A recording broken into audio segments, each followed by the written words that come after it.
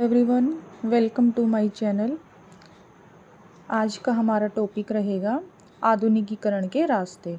इसमें हम चाइना और जापान से रिलेटेड कुछ एमसीक्यू करेंगे। तो चलिए शुरू करते हैं। फर्स्ट क्वेश्चन है, जापान के महत्वपूर्ण द्वीप हैं होकाइडो, शिकाकू और होन्शु। तो इसमें हो जाएगा उपयुक्त सभी। तो जापान में 4 बड़े द्वीप थे, होन्शु, क्यूशु और है एक, और शिकोकू और होकाइडो। नेक्स्ट क्वेश्चन है, जापान के कुल क्षेत्रफल का कितने प्रतिशत भाग पर्वतीय क्षेत्र है? तो ये 85%। इसमें हम एग्जैक्ट 85 नहीं बोल सकते। एनसीईआरटी में हमारा 50% से अधिक ज़मीन जो है वो पहाड़ी बताया गया है।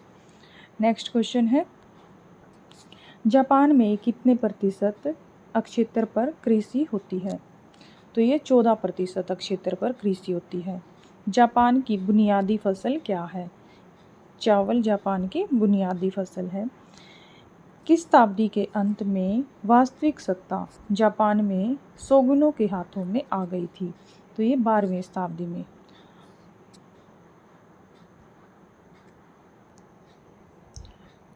1192 में योरितोमा नामक शोगुन था, उसने क्या किया, सत्ता को हथिया लिया था। नेक्स्ट क्वेश्चन है, उगते हुए सूर्य का देश किसे कहा जाता है? तो ये जापान को उगते हुए सूर्य का देश कहा जाता है। जापान का विशेष धर्म है शीतो धर्म और यही इसका राष्ट्रीय धर्म है।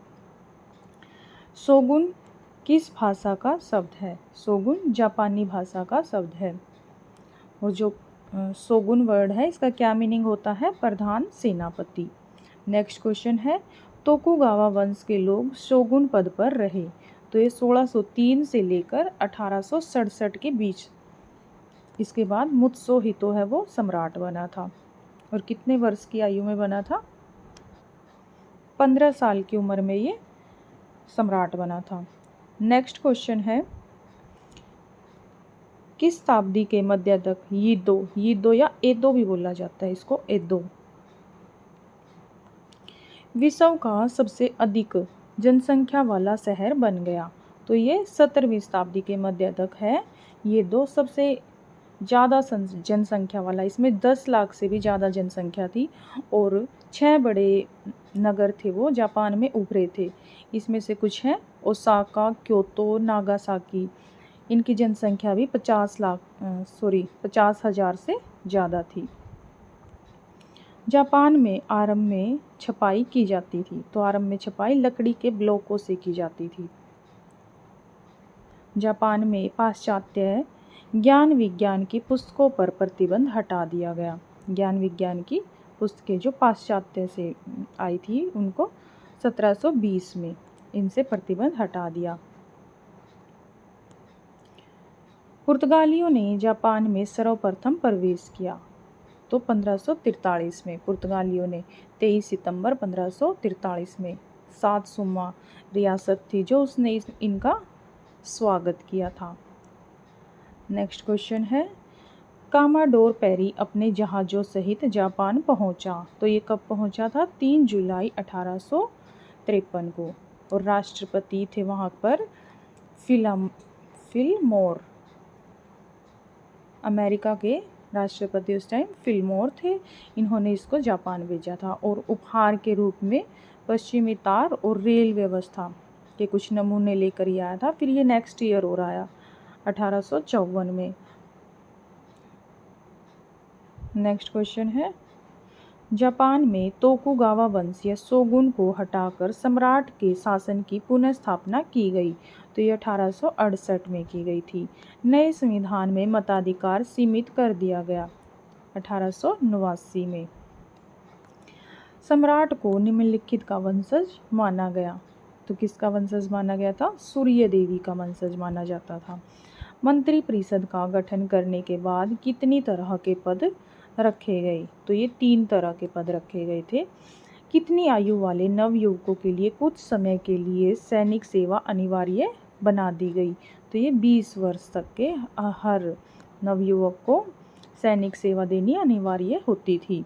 नेक्स्ट क्वेश्चन है, नौसेना के लिए एक अलग विभाग गठित किया गया। तो कब किया गया था ये? 1872 में। जापान में एक राष्ट्रीय शिक्षा पद्धति विकसित की गई। तो ये 1870 के दशक में की गई थी। और जो है शिक्षा विभाग का गठन 1871 में हुआ था। और जापान में टोक्यो विश्वविद्यालय है, इसकी स्थापना 1870 में। और फिर इसके बाद जो महिला विश्वविद्यालय है उसकी स्थापना 1913 में हुई थी। और एक विभाग का गठन किया गया था जिसका नाम था बांसो शिराबेसो। पहले ये पश्चिमी शिक्षा से रिलेटेड जो ग्रंथ थे उनका जापान में जापानी लैंग्वेज थी उसमें अनुवाद करते थे। और बाद में इसको 1857 में स्कूल के रूप में यानी विद्यालय के रूप में स्थापित कर दिया गया। नेक्स्ट क्वेश्चन है, जापान में सर्वप्रथम उद्योग मंत्रालय की स्थापना की गई। तो ये 1870 में की गई थी। खान विभाग खोला गया। तो ये कब खोला गया था? 1873 में। देश की सुरक्षा की दृष्टि से सरकार ने टोक्यो व ओसाका में कितने कारखाने खोले? किस चीज़ के? कितने नहीं, किसके? तो ये है बंदूक के, गोला बारूद के, तोप के। तो सैनिक दृष्टि से अपने आप को मजबूत करने के लिए जापान ने ये कारखाने खोले थे। अगला क्वेश्चन है, सत्सुमा में भाप से चलने वाले जहाज़ों के नमूने बनाए गए। तो ये 1852 में बनाए गए थे। जापान में रेलवे लाइन बिछाने का काम शुरू हुआ 1872 में। और 1894 तक रेलों का जाल बिछा दिया गया था। 1903 तक जापान में कितनी मील रेलवे लाइन बिछ चुकी थी? तो ये 4500 मील तक बिछ चुकी थी। रेलवे राष्ट्रीयकरण विधेयक पास हुआ 1906 ईस्वी में। टेलीग्राम का प्रचलन शुरू हुआ। तो ये 1865 में। और टेलीग्राफ का हुआ था 1868 में। नेक्स्ट क्वेश्चन यही है, टेलीग्राफ का प्रचलन। ये 1877 दे रखा है, ये मैंने एक जगह पर 1868 भी पढ़ा है, तो देख लेना आप ये। अमेरिका की तर्ज पर राष्ट्रीय बैंक की स्थापना की गई। तो ये 1872 में की गई थी। एक केंद्रीय बैंक की स्थापना हुई जो बाद में जापान बैंक ऑफ जापान कहलाया। तो ये कब की गई थी? 1885 में। नेक्स्ट क्वेश्चन है, सोजो ने औद्योगिक प्रदूषण के खिलाफ पहला आंदोलन छेड़ा। तो ये 1897 में।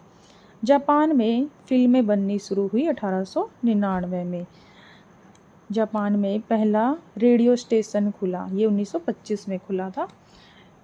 चाइना और जापान के बीच में युद्ध हुआ 1894 में। आंग्ल जापानी समझौता हुआ, इंग्लैंड और जापान के बीच में जो समझौता हुआ था वो कब हुआ था? 30 जनवरी 1902 को। जापान ने कोरिया पर अपना अधिकार कर लिया, 1910 में कर लिया था कोरिया पर अधिकार जापान ने। और प्रथम विश्व युद्ध कब शुरू हुआ? 1914 में। प्रथम विश्व युद्ध में किसको लाभ पहुंचा था? तो ये जापान को पहुंचा था। 1931 में सरकार समाप्त कर दी गई। तो ये किसकी सरकार थी? निर्वाचित सरकार बनाई थी, उसको समाप्त कर दिया गया। जापान में मंचूरिया पर आक्रमण किया। तो ये 1931 में किया था। ये कुछ चाइना से रिलेटेड क्वेश्चन है। 3 सूत्री कार्यक्रम के नाम से प्रसिद्ध हुआ। तो ये शिनमिनचुई 3 सूत्री कार्यक्रम के नाम से प्रसिद्ध हुआ था। नेक्स्ट क्वेश्चन है, हैंको में बम फटने की घटना कब सामने आई? तो 10 अक्टूबर 1911 को। इसको 10-10 भी बोला जाता है। नेक्स्ट क्वेश्चन है, डॉक्टर सन्याल सेन को क्रांतिकारियों ने अपनी सरकार का अध्यक्ष चुना। तो ये 1912 में चुना था। पीकिंग विश्वविद्यालय की स्थापना कब हुई? 1902 में हुई थी। किस वर्ष की शाही घोषणा के अनुसार चीन की सत्ता युआन के पास चली गई? तो ये कब गई थी? 12 फरवरी 1912 को। युआन सिकाई गणतंत्रवादी चीन का पहला राष्ट्रपति बना। तो कब बना था? 13 फरवरी 1912 को। नेक्स्ट क्वेश्चन है, चीन में संसद को भंग किया गया, तो ये 1914 में किया था। और युआन सिकाई है, इसकी मृत्यु कब हुई थी? 1916 में हुई थी। 1921 में कम्युनिस्ट पार्टी की स्थापना हुई, ये चीन में हुई थी। इससे पहले भी 1918 में छोटे छोटे संस्था के रूप में स्थापना हुई थी, फिर ये बड़े स्तर पे उभरी थी 1921 में। साम्यवादियों ने दक्षिण चीन के क्वांगसी क्षेत्र में अपनी सरकार बना ली थी, तो ये कब बनाई थी? 1931 में बनाई थी। नेक्स्ट क्वेश्चन है, साम्यवादी दल के कार्यक्रम थे। देश में शांति स्थापित करना, चीन में आंतरिक संघर्ष को बंद करने का काम करना, चीन को एकत्रित कर असली जनवादी लोकतंत्र की स्थापना करना। तो ये साम्यवादी दल के सारे ही हो जाएंगे, कार्यक्रम थे इसके। लाल सेना का गठन किया गया, तो ये कब किया गया था? 1927 में। और किसने किया था? माओ त्से तुंग ने। और इसके साथ चू तेह ये भी थे, और कियांगसी की पहाड़ियों में इन्होंने किया था इसको, लाल सेना का गठन। नेक्स्ट क्वेश्चन है, साम्यवादियों ने मंचूरिया पर अधिकार किया, तो कब किया था? 1947 में। माओ त्से तुंग ने चीन में लोकतंत्र की स्थापना की, तो 1949 में की थी लोकतंत्र की स्थापना, अक्टूबर 1949। लंबी छलांग वाला आंदोलन शुरू हुआ 1958 में। कुमे कुनिताके किस देश के रहने वाले थे? चीन के। माओ की पुस्तक नए लोकतंत्र लिखी गई थी, कब लिखी गई थी ये? 1941 में। चीन की किस नदी को चीन की मुसीबत कहा जाता है? तो ये पीली नदी को कहा जाता है। आधुनिक चीन का संस्थापक किसे कहा जाता है? डॉक्टर sun yat-sen को। मित्सुबिशी किस देश की कंपनी है? ये जापान की थी। और एक और थी सुमितोमो, तो ये थी क्या थी? कंपनियां थी। जापानी संसद को कहा जाता है डाइट। डिम सिम किस देश का प्रसिद्ध व्यंजन है? तो ये चाइना का है। ये कुछ क्वेश्चन और है। उगते हुए तो किसे कहा जाता है? उगते हुए सूर्य का देश जापान को। शोगुन किस भाषा का शब्द है? जापानी। और क्या मीनिंग होता है इसका? प्रधान सेनापति। जापान में फिल्में कब बननी शुरू हुई थी? 1899। प्रथम विश्व युद्ध 1914। ये सारे क्वेश्चन हमने कर लिए हैं। जापान में कब से बुलेट ट्रेन का जाल बिछाया गया? 1964 में। डिम सिम क्या है? ये व्यंजन था और इसका मीनिंग क्या है? दिल को छूना। चीन में बॉक्सर विद्रोह कब हुआ था? 1900 में। ये 1899 से बोला जाता है। नेक्स्ट क्वेश्चन है, चीन की किस नदी को चीन की मुसीबत कहा जाता है? तो ये पीली नदी को। सर्वहारा की तानाशाही शब्दों का सर्वप्रथम प्रयोग किसने किया था? कार्ल मार्क्स ने। चीन के प्रमुख जातीय समूह और प्रमुख भाषा का नाम? तो प्रमुख जातीय समूह है हान और प्रमुख भाषा है हुतोंग हुआ। ये कुछ क्वेश्चन हो रहे हैं, इनको और देख लेते हैं। जापान ने राष्ट्रसंघ की सदस्यता को त्याग दिया, तो 1933 में त्याग गया था राष्ट्रसंघ की सदस्यता को। जापान ने चीन पर आक्रमण किया 1937 में।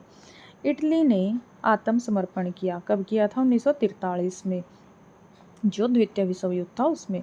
6 अगस्त को हिरोशिमा, 9 अगस्त को नागासाकी पर परमाणु बम गिराए गए। तो ये किसने गिराए थे? अमेरिका ने। और जो बम के नाम हैं उनके नाम आप कमेंट सेक्शन में बताएंगे। 10 अगस्त 1945 को आत्मसमर्पण किया, तो ये जापान ने किया था। दर्शन शास्त्री निशितानी केजी ने पश्चिमी आधुनिकता को किस तत्व से परिभाषित किया? तो ये पुनर्जागरण, प्राचीन विज्ञानों का विकास और प्रोटेस्टेंट सुधार। तो ये 3 पश्चिम धाराओं का मिलन और एकता के रूप में इनको परिभाषित किया था। क्या क्या थे? पुनर्जागरण, प्रोटेस्टेंट सुधार और प्राकृतिक विज्ञानों का विकास। देश में बुलेट ट्रेन का जाल बिछाया जाने लगा, तो ये 1964 में। और उसको शिंकानसेन, तेजी से चलने वाली ट्रेन होती थी ये भी कहा जाता था। धरती के गर्भ में कोयला, सीसा, टीन, लोहा, चांदी खनिज पदार्थ का खजाना है। चीन में सदानीरा नदियाँ हैं, यांगत्से, पर्ल और पीली नदी। चीन में फसलों का उत्पादन होता है तो चावल, गेहूँ, कपास सभी का होता है। डिम सिम का शाब्दिक अर्थ क्या है? दिल को छूना।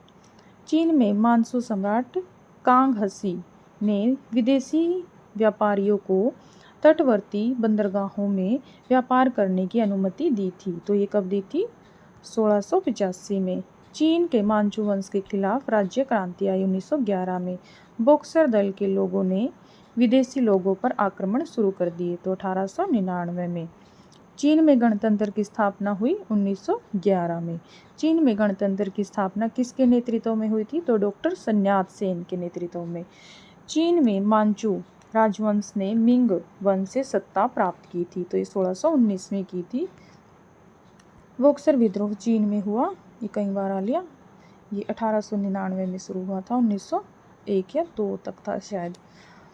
प्राचीन चीन का उत्साही शिक्षक और दार्शनिक था कन्फ्यूशियस और 1911 में चीन की क्रांति के नेता थे doctor sun yat-sen। Thanks for watching.